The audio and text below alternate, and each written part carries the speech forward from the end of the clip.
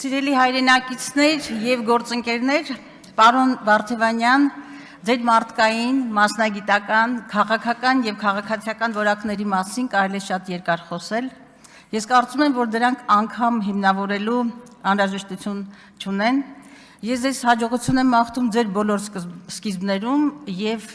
կասկած չունեմ, որ հաջողելու եք։ Եվ ինձ թույլ տվեք անցնել այս օրերի հիմնական դիսկուրսին։ Գումարումը սկսեցինք մի ուղերձով, որի առանցքում դահլիճի բարեվարկությունն էր։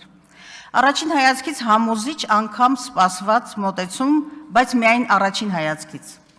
Ակնհայտ է, որ ԿՊ-ն փորձում է ավելի խորքային հարց լուծել, պարլամենտական երկրում փրկել ամենացածր վարկանիշ ունեցող պետական ինստիտուտի, ազգային ժողովի հեղինակությունը, որովհետև գիտակցում եք, որ այդ պատկերի հիմնական պատասխանատուն դուք եք քաղաքական մեծամասնություն։ Բայց այս դահլիճում ոչ միայն բարեվարկության կարմիր գծերն են հատվել, այլև քաղաքական կարմիր գծերը։ Այստեղ հնչել են հայտարարություններ։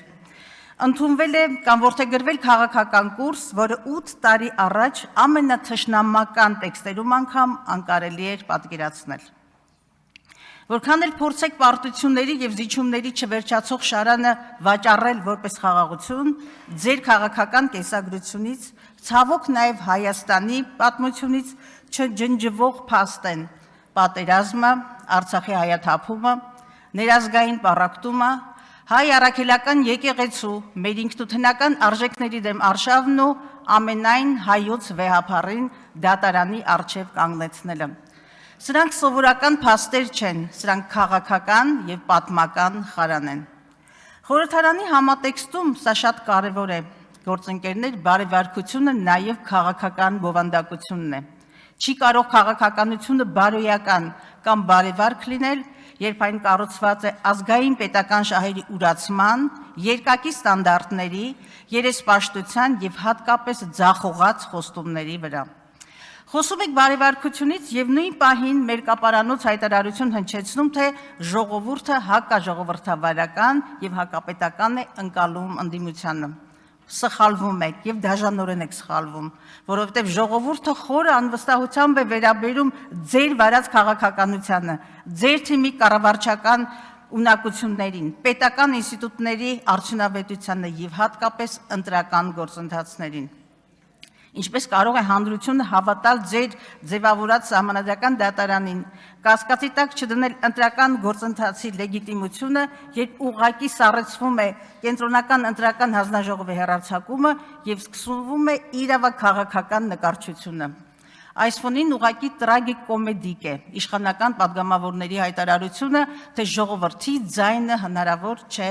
խլացնել։ Այն էլ ինչպես է հնարավոր։ Եվ սա շատ կոնկրետ բնութագիր ունի, ուզուրպացնել 60,000 ընտրողների եւ ԲՀԿ ձայները, փոխել ազգային ժողովի կոնֆիգուրացիան։ Մինչդեռ սահմանադրությամբ երաշխավորված ընտրական իրավունքը մարդու հիմնական քաղաքական իրավունքներից է։ Ոտնահարելով այն, դուք խեղում եք ոչ միայն խորհրդարանի, այլև ամբողջ համակարգի, կրկնում եմ, ամբողջ համակարգի լեգիտիմության հիմքերը։ Եվ այնուամենայնիվ հիշեք, Բարգավաճի ձայների հաշվին կորզված, ես կասեի խլված 3/5-ը քաղաքական եւ բարոյական լեգիտիմության մեծագույն հարցական է դնում սահմանադրական այն օրենքների եւ այն պաշտոնյաների վրա, ովքեր կընտրվեն այդ ձայներով։ Այն ինչի հետ հայ մարդը առերեսվում է ամեն օր աղերսչունի ոչ իրավական, ոչ էլ ժողովրդավարական պետության հետ։ Երկրում գնալով խորանում է դե յուրե եւ դե ֆակտո իրականությունների խզումը։ Թղթի վրա մեկ իրականություն, գետնի վրա բոլորովին այլ։ Սա անկեղծ ասած ինձ հիշեցնում է ԽՍՀՄ սահմանադրությունը, որի 4-րդ հոդվածը երաշխավորում էր քաղաքացիների իրավունքների եւ ազատությունների պաշտպանությունը, իսկ 6-րդը սահմանում, որ խորհրդային հասարակության ղեկավար եւ ուղղորդող ուժը նրա քաղաքական պետական համակարգի կորիզը կոմունիստական կուսակցությունն է։ Դուք քաղաքական նույն անպատասխանատվությամբ ոտնատակ եք տալիս նաև մեկ այլ սահմանադրական իրավունք, սեփականության սահմանադրական իրավունքը։ Երբ միևնույն ընդդիմադիրի նկատմամբ միաժամանակ արշավում եք հարկային, քրեական, վարչական գործողություններով, ավելի քան պարզ է, որ առաջնորդվում եք ոչ թե օրենքով, այլ վրեժխնդրության, քաղաքական հակառակորդներին լռեցնելու հանձնառությամբ, իսկ այստեղ նաև հայտարարվեց իրավական վենդետա անհեթեթ ինչ-որ արտահայտությունը, ոչ իրավական։ Եթե միամտաբար կարծում եք, որ այս ամենը չի ազդում Հայաստանի միջազգային վարկի եւ ներդրումային մթնոլորտի վրա, չար սխալվում եք։ Դուք ստեղծել եք ավտորիտար համակարգ, որը ծառայում է ոչ թե պետականության կայացմանը, այլ ձեր իշխանության երկարաձգմանը։ Իշխանության եկաք մեծագույն խոստումներով, այդ թվում Եվրոպային ինտեգրվելու ՍԵՊԱ հանձնառություններով, ինչ ունեք այսօր։ Զրո առաջընթաց, ինչպես եւ նախկինների ժամանակ Հայաստանը շարունակում է լինել մասամբ ազատ հիբրիդային երկիր, ուր դատաիրավական բարեփոխումներն ու հակակոռուպցիոն քաղաքականությունը դրական տեղաշարժեր չեն արձանագրել։ Իսկ 21 թվականից Հայաստանում կառավարման որակը կայուն նահանջ է ապրում 57-ից իջնելով 64-ի։ Ուսումնասիրեք բոլոր միջազգային ինդեքսները եւ ավելի աղետալի պատկեր կտեսնեք։ Մեկ այլ ոտնատակ տրված սահմանադրական եւ կոնվենցիոն սկզբունք Հայաստանի Հանրապետության Սահմանադրության 66-րդ հոդված մարդու իրավունքների կոնվենցիան, որին անդամագրվել ենք, անմեղության կանխավարկածը։ Մեկ տարի շարունակ դուք ԿՊ-ական падգամավորներ, այդ թվում այս պահին նախագահությունում նստած գործընկերներ, դատավճիռներ եք հնչեցնում հենց այս ամբիոնից։ Ոտնատակ տալիս անմեղության կանխավարկածը, Բագրատ եւ Միքայել Սրբազաններին եւ 18 արդարներին մեղադրում աշխարհի մեղքերի մեջ, թիրախավորում հայ առաքելական եկեղեցին։ Զրո պատասխանատվություն, զրո ապացուցողական հիմք, մոնտաժված ձայնագրություններ, ինչ ստացակ, ինչ էիք ուզում, ինչին էիք ուզում հասնել, ատելություն, հանրային թունավորման մթնոլորտ, խորացող հիասթափություն։ Այսօր նրանցից շատերը ազատության մեջ են, իսկ ՄԱԿ-ի անկախ փորձագետների եզրակացությունը մատնացույց է անում ձեր առաջադրված ահաբեկչության մեղադրանքների իրավական սնանկությունը եւ կարմիր թելերով կարված գործերը։ Իսկ այսօր ոչ ոք ձեզանից չի պատրաստվում ներողություն խնդրել այդ զրպարտության կամ անմեղության կանխավարկածը խախտելու համար խորհրդարանական երկրի ամբիոնից։ ԿՊ-ական մի падգամավոր խոստանում էր ընդդիմության քթից հատիկ առ հատիկ բերել 300,000 ադրբեջանցու խոսույթը։ Այս խոսքի գրայկությունը կամ գրայկաբանությունը մի կողմ թողնելով ուզում եմ հորդորել կամ պարզապես առաջարկել քաղաքական մեծամասնությանը։ Քաջություն ունեցեք եւ փորձեք Ալիևի կամ Հաջիևի քթից բերել, երբ վերջիններս Հայաստանի Հանրապետության քարտեզի ներքո Արևմտյան Ադրբեջանին նվիրված սիմպոզիումներ են կազմակերպում, երբ Արցախում ջնջվում է հայկական հոգևոր մշակութային հետքը, սա շարունակվող ցեղասպանությունն է,